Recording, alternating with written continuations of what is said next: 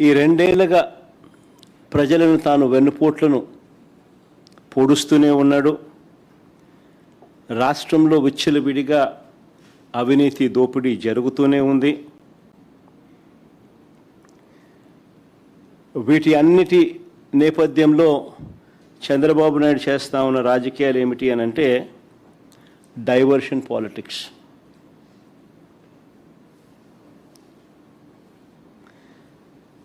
ఏ విషయంలో అయినా కూడా ఎవరైనా గట్టిగా తనను ప్రశ్నించే అంశం ఏదైనా బయటకు వస్తే వెంటనే ఆ టాపిక్ డైవర్ట్ చేసేందుకు వైఎస్ఆర్ కాంగ్రెస్ పార్టీ మీద, నా మీద ఇలా ఒక అడ్డగోలుగా ఆరోపణలు చేయడం, టాపిక్ను డైవర్ట్ చేయడం, ఇది మనం అంతా కూడా ఈ రెండేళ్లుగా జరుగుతూ ఉన్న script to screen play cinema చూస్తూనే ఉన్నాం.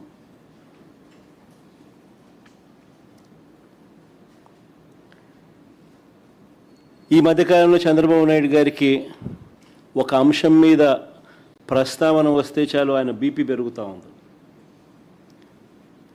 పొరపాటున చంద్రబాబు నాయుడు గారికి ఎవరైనా కూడా నిద్రలో మావిగన్ అని అన్నారంటే చాలు బహుశా గుండాకి చనిపోయినా చనిపోతాడు. అంతగా ఆయనకు మావిగన్ అనే పేరు వింటే బీపీ పెరుగుతూ ఉంది. ఎప్పుడైనా మీరైనా పొరపాటున అనండి, ఎప్పుడైనా మావిగన్ గురించి మీ కమెంట్స్ ఏంటి సార్ అని. గుండె ఆగిపోకపోతే అదృష్టము, మిమ్మల్ని తిట్టకపోతే, వెంటనే మీ మీద బ్లాస్ట్ చేయకపోతే నిజంగా మీరంతా కరెక్ట్గా ఏ మేరకు అసెస్ చేస్తున్నారు చంద్రబాబు నాయుడు అని మీరే చెప్పగలుగుతారు. చంద్రబాబు నాయుడు గారు ముఖ్యమంత్రిగా ఉండడం నిజంగా రాష్ట్రం చేసుకున్న దురదృష్టం.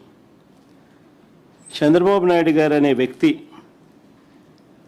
రాష్ట్రానికి ఎన్నటికీ కూడా రాజధాని లేకుండా చేస్తూ ఉన్నాడు. ఇప్పుడు కాదు, రాష్ట్రానికి ఫ్యూచర్లో కూడా రాష్ట్రానికి రాజధాని లేకుండా చేస్తూ ఉన్నాడు.